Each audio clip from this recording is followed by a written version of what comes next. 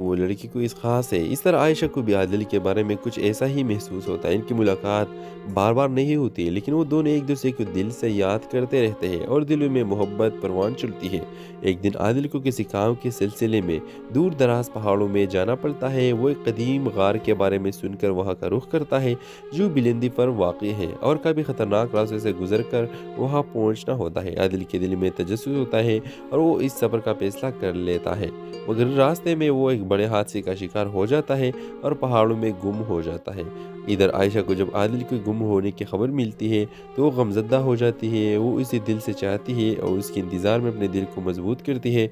आयशा के वालिदैन इसके शादी के लिए मुख्तलिफ रिश्ते लाते हैं, लेकिन आयशा हर रिश्ते को इनकार कर देती है क्योंकि इसका दिल सिर्फ आदिल के लिए धड़कता है। वो उम्मीद से इसका इंतज़ार करती है, दिन रात दुआएं करती है और दिल में आदिल को वापस की ख्वाहिश को ज़िंदा रखती है।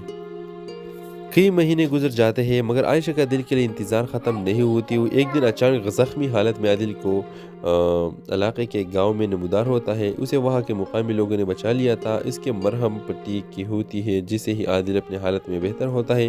वो सीधा अपने शहर लौटता है और आयशा को ढूंढते निकल पड़ता है। जब आदिल और आयशा आमने सामना होते हैं तो आयशा की आंखों में खुशी के आंसू होते हैं और आदिल भी खुशी से आयशा को देखता है। आयशा की इंतज़ार और आदिल की वापसी दोनों के लिए एक मुआजिज़ा साबित होता है। आखिर में दोनों के ख़ानदान खुशी खुशी इनकी शादी करवा दे। हेलो व्यूवर्स, कहानी का आगाज़ एक छोटे से शहर से होता है जहाँ लड़की का नाम आयशा है और लड़का का नाम आदिल है।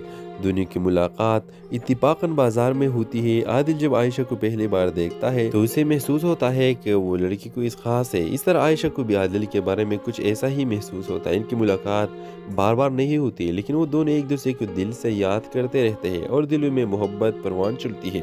एक दिन आदिल को किसी काम के सिलसिले में दूर-दराज़ पहाड़ों में जाना पड़ता है। वो एक कदीम गार के बारे में सुनकर वहाँ का रुख करता है, जो बुलंदी पर वाक़ है और काफ़ी ख़तरनाक रास्ते से गुज़र कर वहाँ पहुँचना होता है। आदिल के दिल में तजस्सुस होता है और वो इस सफ़र का फ़ैसला कर लेता है, मगर रास्ते